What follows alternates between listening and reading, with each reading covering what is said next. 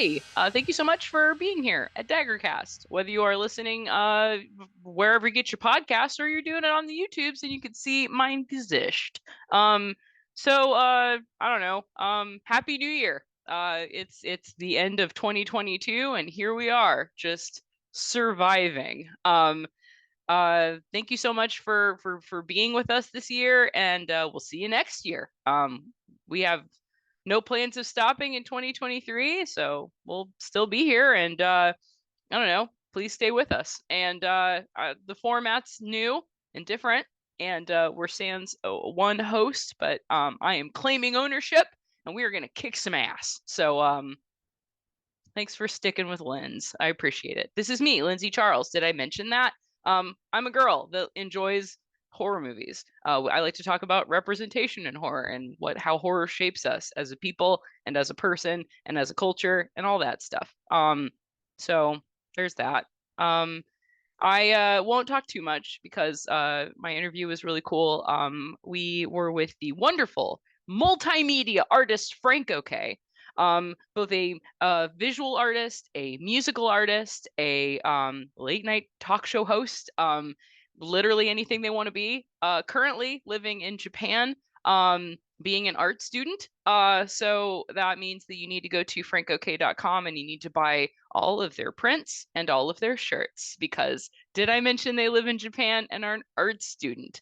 It was Chicago is it's a huge city and there are lots of little communities and that's just kind of how you find your people that way. And in my little community, frankokay was a very talented bright light.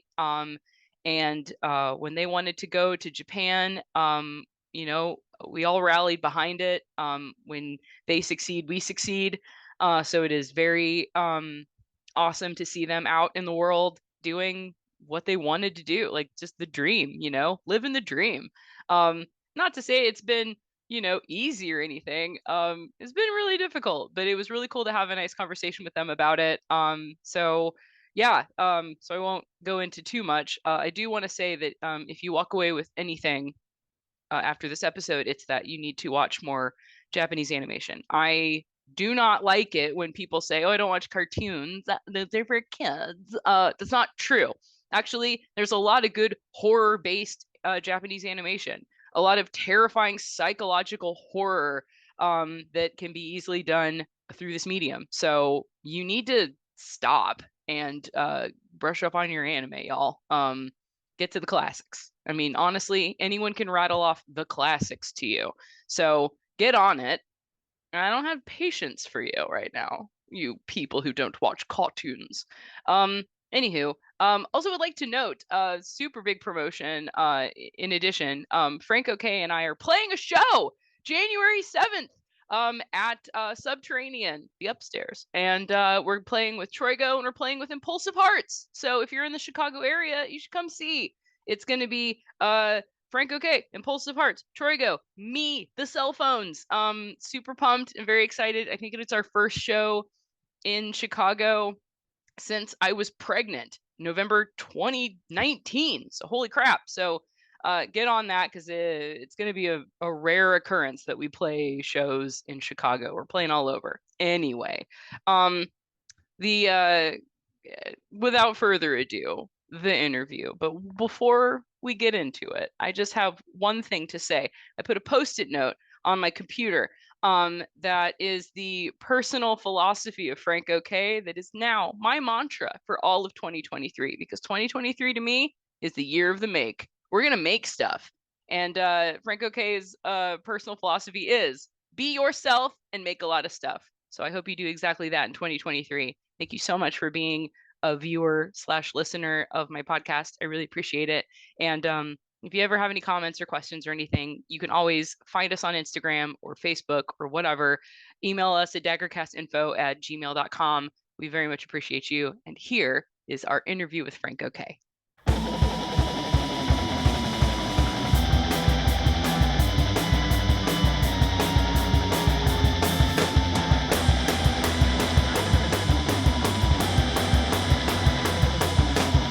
Hi Hi there, Frank. Hello. Hi, I'm so happy to have the wonderful frankokay on the show.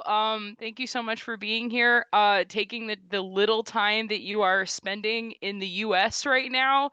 Um, uh, not no one knows. I just assume that the five people who listen to this are unaware of you, but even though they probably are. But you just recently moved all the way to Japan, like for permanent Yeah. to go to school.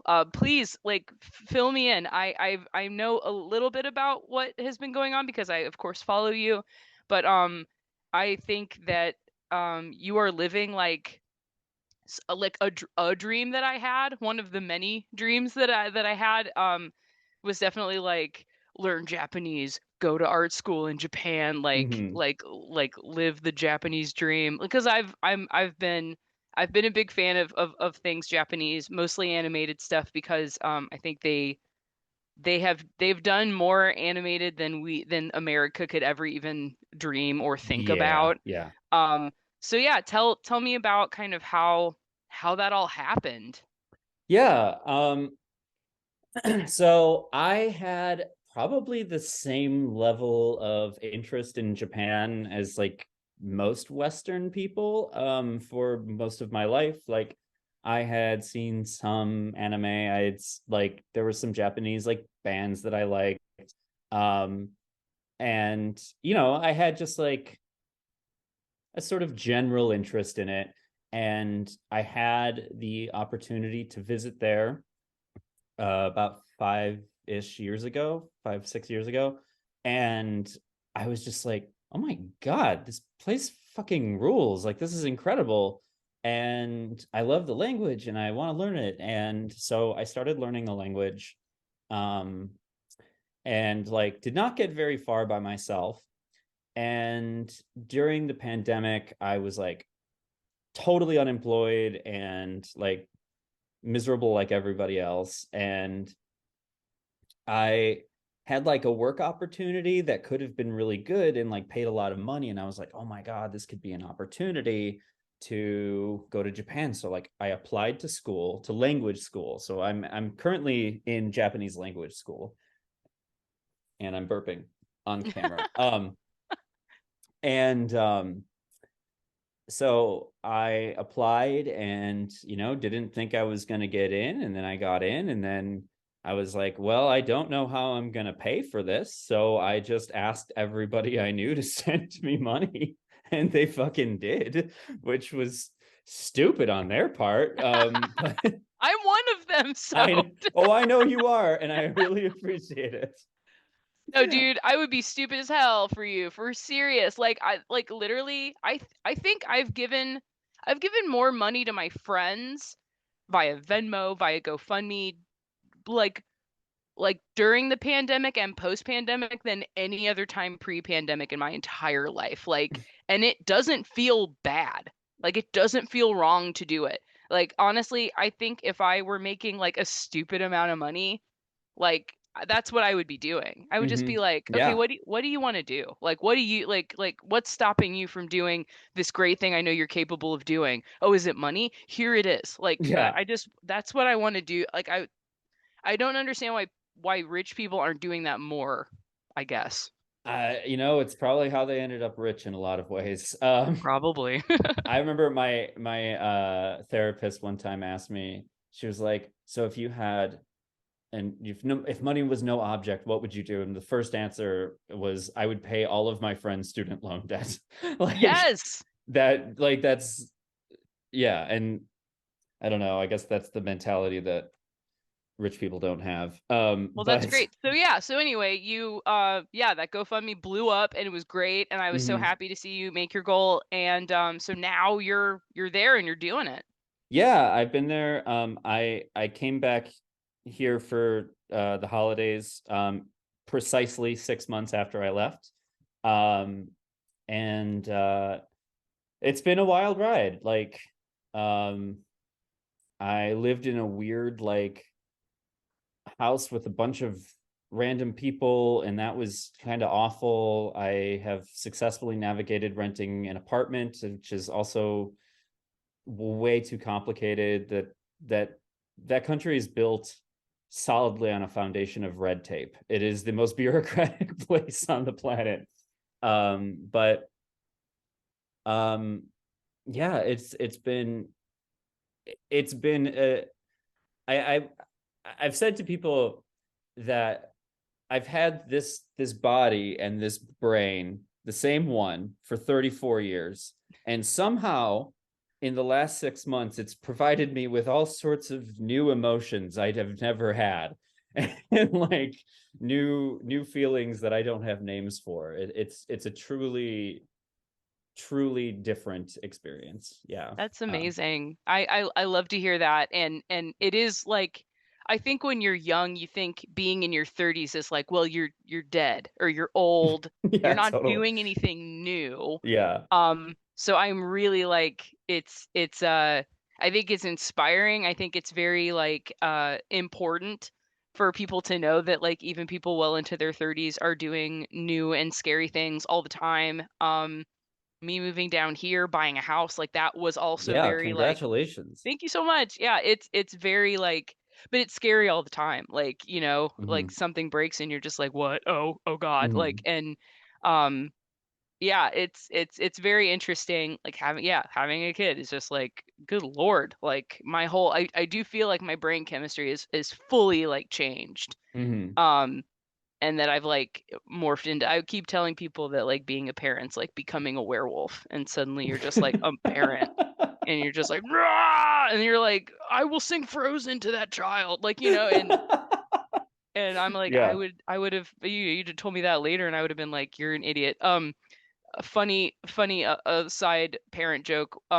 Justin, I saw my drummer Justin, yeah, yesterday I think. Hmm.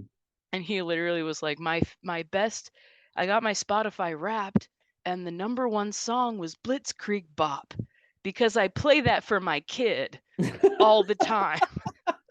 And I was like, if you were a teenager, and like you went back in time to you as a teenager, and you're like, guess what? In 2022, the most listened to song will be Blitzkrieg Bop. And he'd be like, wait, did no music come out like between then and now? I just think that's Also, if I was 16, I would be like, so who kept track of that? yeah. Was I writing it down? Wait, you mean there's someone monitoring? Like Yeah, what we what listen kind of to? weird surveillance state is oh, we've elected to do this? It's true. Oh. Good So Lord. so a big company is just keeping track of everything we like. Oh my gosh. Huh. Okay, so this is obviously a podcast about movies, so Sure is. I would like to move to them. Hmm. So you gave me, when you said your favorite movies, you didn't even like, it's funny, you chose movies that were not necessarily in the horror genre, but they are horrifying. Like, and the second you listed those two, you said Inland Empire by David Hmm. Lynch and Perfect Blue by Satoshi Kon. Hmm. Inland Empire scared the shit out of me. Not like Mulholland Drive did. That Hmm. scared the shit out of me in an actual like horror movie way. Like there were Hmm. jump scares. But Inland Empire is like terrifying, and it's the slowest burn of Yeah, a, yeah. yeah. So yeah, I guess I wanted to tell me more about what freaks you out about Inland Empire, because that's a movie that isn't really brought up, but it is one of the newer of the David Lynch's, and yeah, just tell me why. Yeah, well, I think I actually struggled to list some of those because I was like, well, yeah, it's kind of not exactly it's not exactly horror, but like you can't leave that movie feeling okay. Absolutely And not. like because the whole thing is is a nightmare. I mean, it sort of not explicitly is, but one can interpret that movie as a nightmare. And for me, that movie was really formative. I was a big fan of David Lynch when I was in high school. Mulholland Drive was what kind of like really got me into feeling fucked up from movies. Like when I Yep. saw that, I was so struck with it, and I saw Eraserhead and some of his other stuff, and right when I moved to Chicago when I was 18 was when Inland Empire was premiering at the Music Box. Wow. Um, and I saw it at midnight. So we left the theater at 3 a.m. Um, and it just destroyed me. I was like, I I I remember like walking home and just like the entire world felt different after seeing that movie. And um it is a slow burn, but I think it's like it's a slow burn that, slowly just like creeps under your skin and behind your eyelids. Like it gets in there and it brings you into this space that kind of only Lynch can create. Um like that's sort of indescribable and dreamlike, and it's like infectious. It's like a parasite in a different way than Let It Go from Frozen is. Um, I don't know if that part of the conversation was recorded, but But it makes sense regardless. yeah. Um, and I think like I am I'm a very visual person. I like narratives. I really like stories, but I think for me, ambience and sound design and visual design are they're really weighted for me in my like personal scale for any kind of media. And there's just, I think, as far as Inland Empire is concerned, there's nothing like it. And like Laura Dern is a absolute like master of her craft in that one. It's just And it's so good. she's amazing because she literally can do anything. She can do Mhm. literally anything. But the part of the movie that I'll never get out of my head is the scene where she's like talking to someone and she's like, I think they know about us. And then she goes, "Oh my God, I sound like I'm in that movie." Yes, And then yeah, Jeremy Irons just goes, "Cut." And she's like that, like those are like my nightmares. Like that's what my nightmares feel like. totally. And it's like sometimes I'll have like when I have a deja vu, it'll be really intense. Hmm. And sometimes I'll literally be standing in a place and it'll feel like I'm in a production of something. Like that guy's gonna do that. Okay, he did that. And that guy's gonna, oh God, that guy's gonna, okay. Like, and then I'm just like, like it really like starts to freak me out. And so that part of that movie fucked me up. Like I was just like, oh, like she's like, because you can't tell if she's in the movie and she can't tell. Like it's just this Yeah. crazy like moment, and I was just like, how the hell do you even come up with that? Like, and of course, I'm sure David Lynch just said it real simply in his sweet little voice. I just recently went to LA, and every day he does a weather report Oh yeah, on yeah. YouTube, and it was hilarious. It was very helpful to me because I was like, oh, good. Like I was like, I was kept telling my friend, I was like, let's go find David Lynch's house. So when he's doing the report, I'm like outside the window, like, you've been helpful, thank you. Like, it's so silly. But yeah, that's like to me, that was like one of the scariest part of the movie because it was like no one has any grasp of what's going on right now Hmm. except for David Lynch. Like he's the only guy and he's just behind the camera, like, yeah, that makes sense. Yeah. Okay. Like, Now, Laura, you will be in the movie. and you're gonna think you're not, but you're gonna be in it. Yeah, I think like that sort of like shifting of reality and like it's maybe not unreliable narrator might not be the right term for this, but I think it's close in that like you can't trust anyone's perspective, and therefore like you can't be ready to expect anything from the movie. Yeah. Like and I think like that's part of the reason I hear a lot of people say that that's their least favorite Lynch film, and I can completely understand why it is. Oh Like yeah.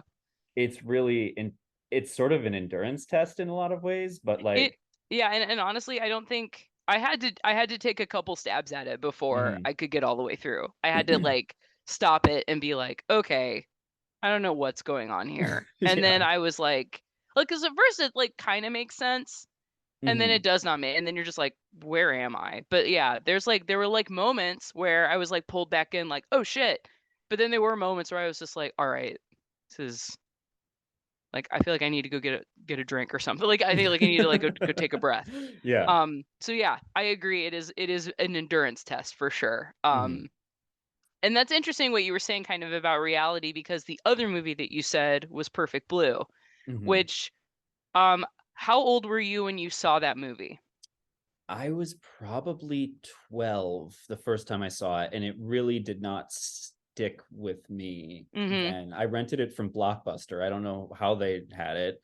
And yeah, and I saw it again a few years ago. They screened it at this theater in Baltimore when I was living in Baltimore, and it's the same. It's I love those movies for the same reason. Like they just completely fuck with reality, and And um, I also think I saw that movie very young, mhm. and to me, I was like, it was like around the same time that my dad was like, Lindsey, you gotta watch Seven.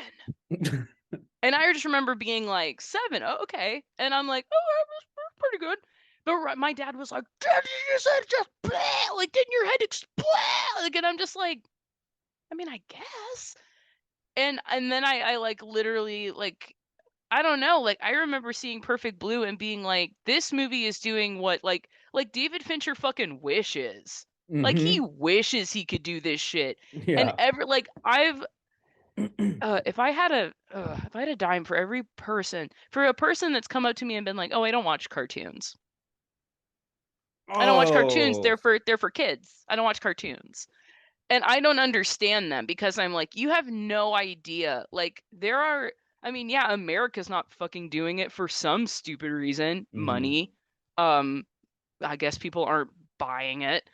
But like the Japanese are doing things with animation that we can't even comprehend, that we can't even Absolutely. like they're doing like Fincher times 12 like psychological thrillers and they're doing it real easily with animation. With And it's animation, yeah. like what I love about Japan is that they literally like my favorite anime is Evangelion, and I Hmm. will literally like I could talk forever. Like everybody's like, "Oh, what would your TED Talk be?" And I'm like, Evangelion. I'm a dumbass. I'm a full idiot. And so like it's funny to me that they are like, like that show, the premise is crazy. The things that are happening in it are fully bonkers. Reality warping, life changing, like weird ass shit. And yet they're like, here's a bullet train that looks like Evangelion. Look, it's a Schick razor. And it's just that they're shaving. Oh, look, it's a little plush of the angel who's trying to kill everybody. Like it's like they don't it's like they're one and the same. It's just like Hmm. everyone enjoys it. And we wouldn't dream of doing that shit. It's just Disney, Disney, Disney, Pixar, Pixar, Pixar. Like that's all we get. Absolutely. It's a lot of heartstrings. And so I have not seen Evangelion. Um, I am a very bad gaijin, which is the derogatory word for foreigners in Japan. I haven't seen enough anime, but you've convinced me just in that Dude, 40 it's seconds. fucking insane. It's insane and it's terrifying and it's heartwarming and Hmm. and not even that, but it's literally like it's like a psychological like Hideki Anno, the guy who created Evangelion, it starts just kind of as a mecha thing. Like it's just like kids and robots. Hmm. What could possibly go wrong? But it's like he's also working through this like terrible depression. And he's using this main character to like work through his own problems with depression. Hmm. And he keeps remaking it because he keeps re having to process his depression. Like he just is having this like problem.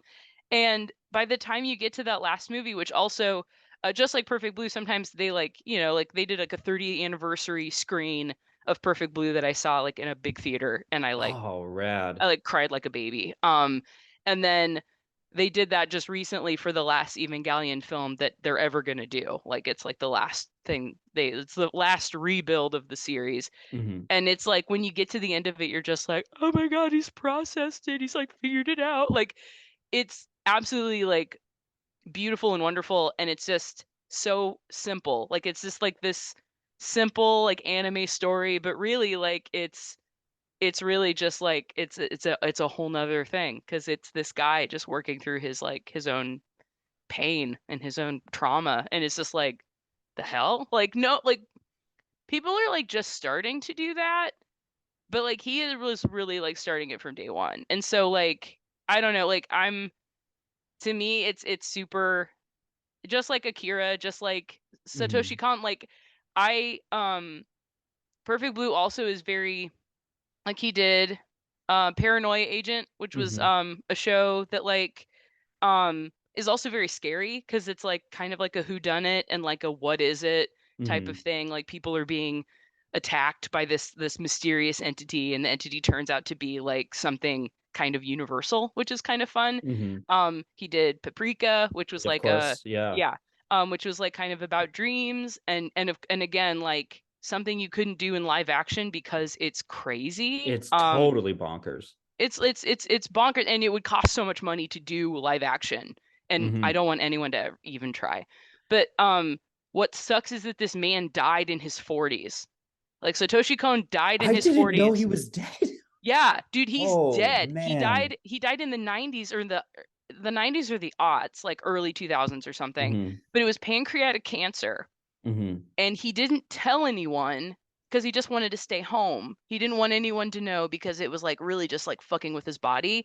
So basically, like just as he was gonna die, he like sent out a note like to people, and everyone was shocked because they were like, "The last Whoa. time we saw you, you were fine."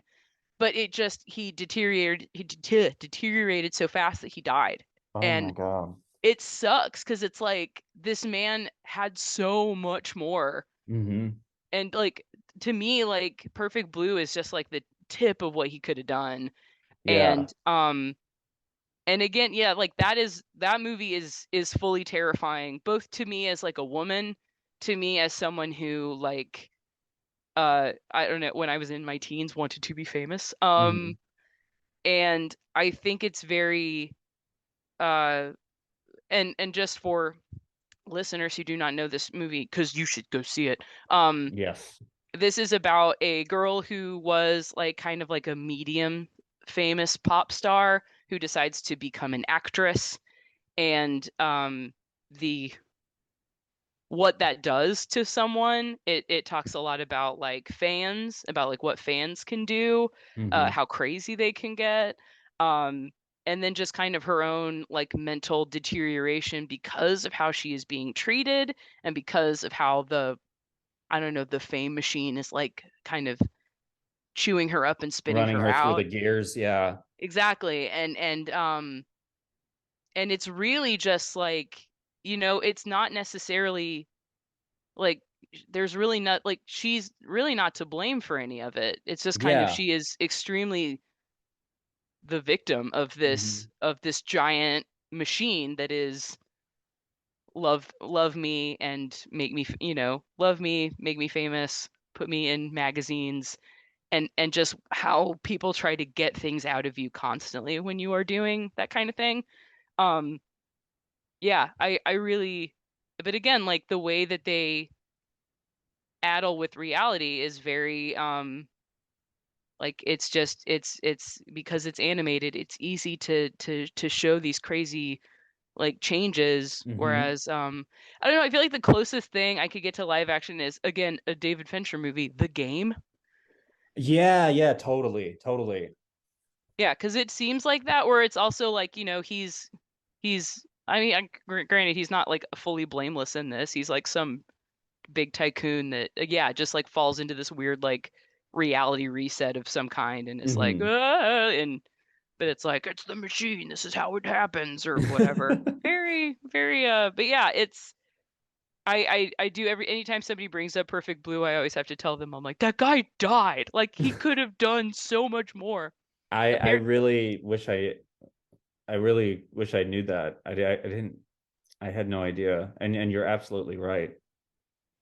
I think anytime I tell someone that that movie is like one of the scariest movies I could think of, they're like, wait, but it's an anime? And I'm like, see the movie. Yeah, Like, just it's truly, truly terrifying. yeah. This is how I feel about anytime I try to get anyone to watch any kind of anime. They're like, Mhm. anime? Is it like hentai? Is it sex? I'm like, No.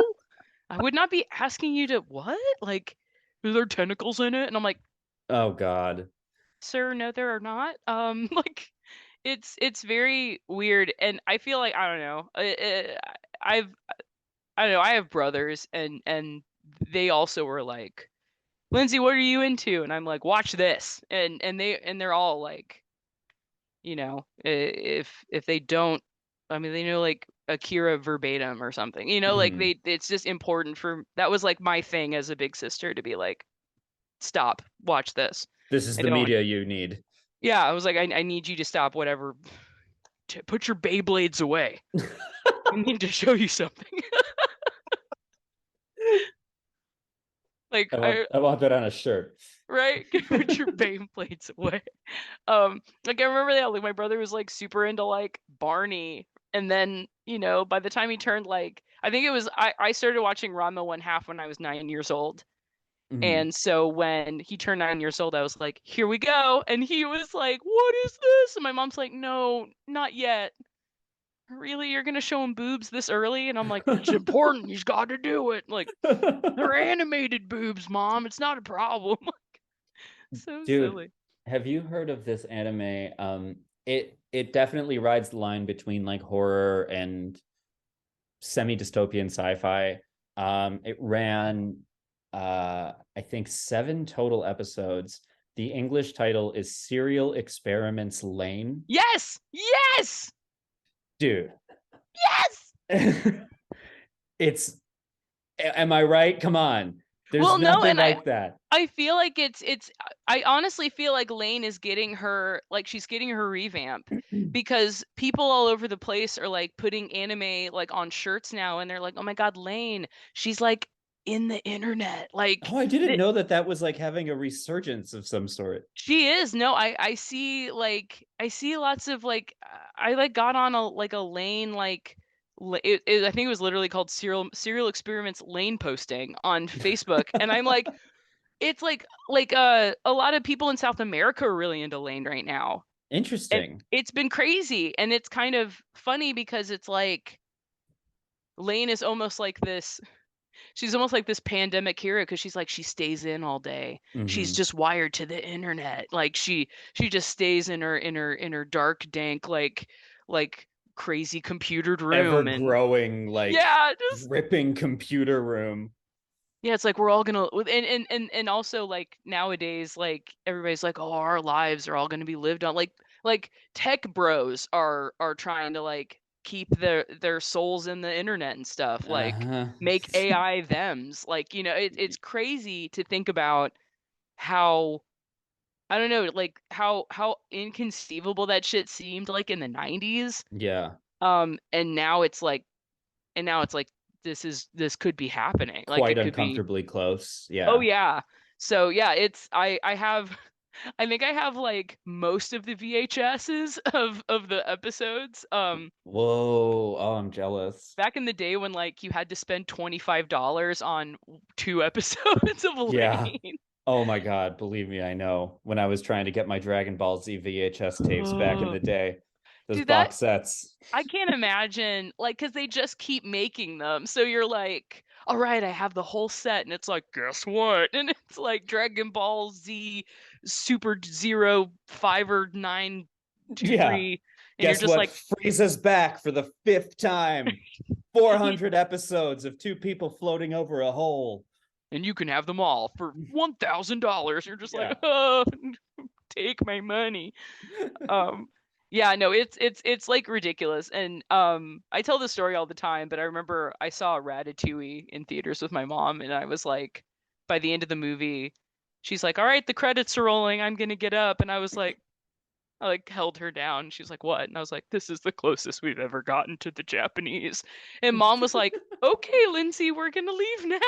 Like she had no idea like what to say back to me, because Yeah. who would? Like, but no, I it's but I know that I can talk to you about this shit because you are literally like the one person that like I don't know, I think you're just as into the band The Pillows, if not more, than I am because like I that was like a religion. Like Fooly Cooly was a religion to me for a while. yeah, Like I that know exactly what you mean.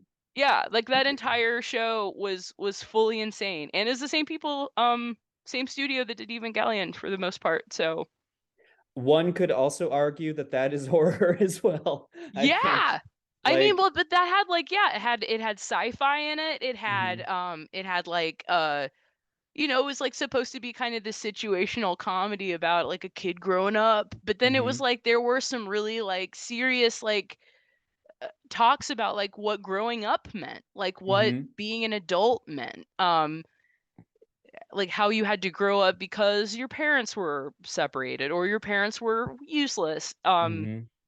And that really like spoke to me too because it's like I think I saw that when I was in my teens and that really helped me like understand like growing up in a very bright, beautiful way. Oh, So dude, we're on the same page there. I'll tell you that. I think awesome.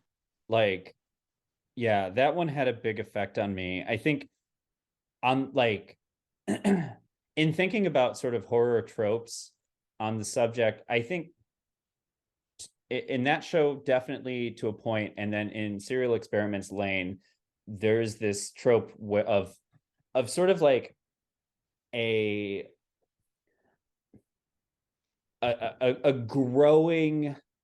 a growing monstrosity of some sort, a growing doom, a like slowly ever enveloping darkness. And I think about Lane sitting in her room and like her little computer setup like slowly just becomes this terrifying like HR Geiger looking like monstrosity. And it's And almost like the people around her too, like her parents, like the whole like reality that was at the beginning has just like everything is just kind of fanned out into this like darkness where no one knows mm-hmm, like what to do. All these people who seemed very like confident and set in their ways, like suddenly just everyone is just fully fucked up. mm-hmm, Um, I totally understand that. And you're right. Like 'cause yeah, in Fooly Cooly there's like, that machine that just keeps eating other machines and like just yeah, becoming like a giant thing. And mm-hmm, um yeah, it's very like yeah, I don't know. Sometimes I feel that way about us, about the US, about the world. Like I feel like like I'm reading like things where like people like habit like we're not saving habitats for species so they're dying. And I'm mm-hmm. like is it us? Are we the machine that is eating and eating and eating and like creating this like darkness and this pit of yeah, like I think the pandemic has really made me see that darkness growing like Mm-hmm. very clearly and, like in a way that you can point at it and go, that's happening. That's yes, that like that is I think one of my favorite things in horror is like an ever-present growing doom. Hmm. And yes, living in a time where that feels very very close is like, oh, here's the thing that scares me most in movies. uh here right Yeah, outside the it's window. happening. It's crazy. Like somebody was, I don't know, I was like talking about like, or I found a podcast about tech, and somebody like had asked the question, like, are we becoming like those people in the movie Wall-E, like where they all are just gigantic fat people that are like sitting in chairs? Like, are we becoming those people? And I'm like, ah, like I did turn it off. I was like, I don't even want to think about it. Oh, that's terrifying. I Um, mean, but why does sci-fi exist if not to tell us what our future could look like? Like exactly. it's Um, we are running out of time, so I have a question that has just kind of been, as I've been watching you like live in Japan, what I've been extremely fascinated with is the I guess the like I already knew that Japan was very like cut off and very like your immigration situation was very hard. Yeah. Like having to fill all that stuff out and like not knowing until like the very last minute if even any of it was going to be approved. Hmm. And then also your stories about literally being like turned away at like bars and Yeah. stuff. Um, it's been fascinating to me as just watching a white person walk the world and have them get questions like, when are you leaving? Like that Uh-huh. is very shocking to me.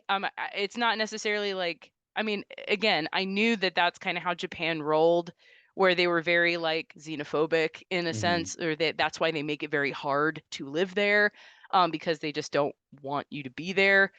Um, what like how has that been, and how have you been navigating that? Uh, Thanks for that question. It is, my friends there are mostly, with only a couple of exceptions. I only have a couple of Japanese friends. My friends there are mostly other foreigners. Okay. I have one American friend, then some European friends, some Chinese friends, an Indonesian friend. So it's very international, and we're all having a very similar experience. And it really takes up a lot of the space in our conversations of like, oh, what like gaijin bullshit did you deal with today? And it is a daily, like at very minimum, microaggressions are a daily occurrence, without a doubt. Mm-hmm. But I think, not to say that this is necessarily a good thing, but I think it puts like non-white people's experiences in the United States into a perspective for me that I didn't have before. Um, and I also like to remind myself that as much as it is difficult to deal with that kind of treatment in Japan, I am not in immediate danger as I could be if I were a non-white person in our country. Yes. Um, and but like there are little things that happen, like getting followed around in stores, being asked when I'm going to leave, like I've been spit at twice. Woo. One time, so 4 days into moving to Japan, I broke my leg. I broke my Yes. foot, which was very disappointing Dude, like development. I cannot tell you how like the whole time it was happening, I was like, no, no, no, no, no, no, no. Like it was like watching a drama, and I was just like, Oh, oh no, like it. it Oof. it was a living nightmare. And I, like, it happened, and then the very next day I had to move to a sixth floor walk up. It was terrible. And so Ugh. anyway, I had a lady who walked up to me on the street, and I didn't understand enough Japanese at the time. I can speak a much more Japanese now.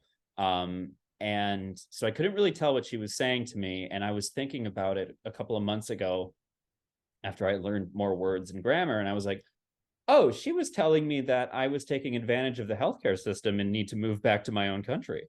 Oh. Yeah. And so I will say, there's a lot that's happened. I've been kicked out of bars. I've been like, and I should say I've been kicked out of bars without having actually entered them. Mm-hmm. And like, it's not common. It's only happened a handful of times. I have seen signs on restaurants that say like no foreigners, Japanese only. Um, but I will say all of this with, this is this is a minor part of the experience of living there. And like, I absolutely love living in Japan, and I don't want to move back. Like I truly adore it. But every step of the way, between this kind of treatment and your everyday life, and the the difficulty of dealing with immigration, which is like a fucking hell machine. It's like the movie Brazil. Like it's just like chaos. Like it's chaos in that it's like everything but chaos. It's just Mm-hmm. like, yeah, it's very uncomfortable. But the experience overall has been healthy and interesting. And at the end of the day, while it's been more hard than easy, Mm-hmm. I don't want to come home. I think that, like, um it feels like a place where one can, like, even an American with American sensibilities that I didn't even realize that I had, like, your culture becomes much more visible to you, in ways that it had never been before. Yeah. And, like, I have a renewed appreciation for parts of our American culture, which, like, is very easy to complain about when you're here. Like, it's very easy to complain about what we have here. Um, and it still is. But there are things that I have learned to appreciate that I hadn't before. And so, like, the experience has been, I think, most valuable for giving me a perspective on, oddly enough, a perspective on my own country that I never had before. Awesome. So yeah. Well, that's great. Yeah, it was very like, I mean, being somebody who wants you to just succeed all over the fucking place. Thank you. I have been very like, you better not, like, but I also like, I grew up in a large chunk of my life in Germany, and they were very much they would be like, okay, you're in Germany, you need to speak German. Like the older people would say that. Mm-hmm. Most of the new, like younger people were learning English faster than even I could learn German. So they were always like, "Oh no, you don't have to speak German. We understand it's really hard. Like let's speak English." And I would just be like, "Cool, but I also want to learn." And when you would like speak in German to like older people, they would always be like, "Yay! Like you're Yes, yes, yes. like and I always loved that. I loved hearing my German cousin Judith is always very like, "Oh, Lindsey, your German is so good." And I'm like, "No, it's not, honey. It is not. It is bad.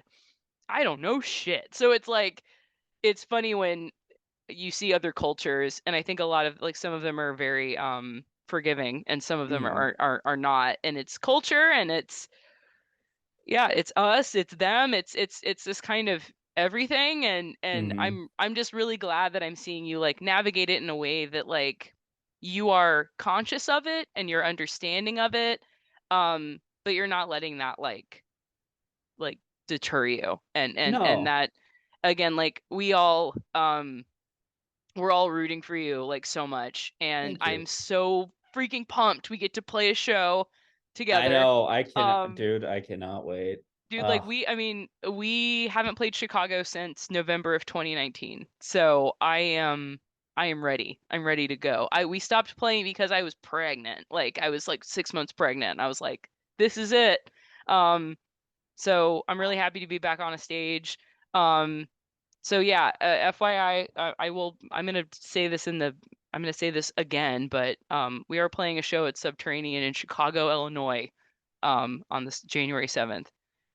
So you should come specifically because Frank will be here for a limited amount of time, and then 12 hours after the show will be gone again. So was there anything that you would like to promote specifically? I'm going to tell everyone they should give you money. Hey, rich benefactor dude who's watching this, or lady, I don't give a shit who you are.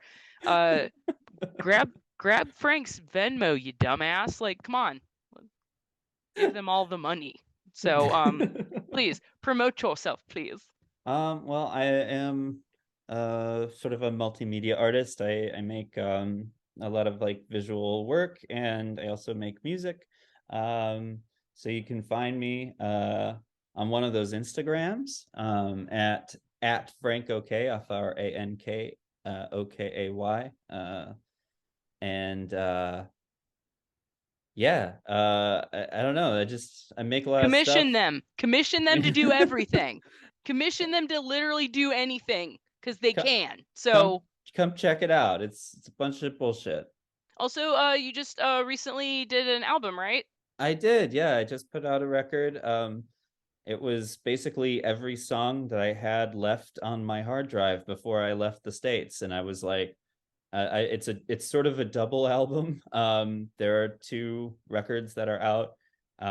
Escape from Chicago is what it's called. I wanted it to have an 80s Carpenter feel, so I took the Escape from New York um Love it. uh template there, and then there is another track of, or another record of all instrumental songs called Escaper from Chicagoer, and both of those are on my Bandcamp, which is, you could imagine, frankokay.bandcamp.com.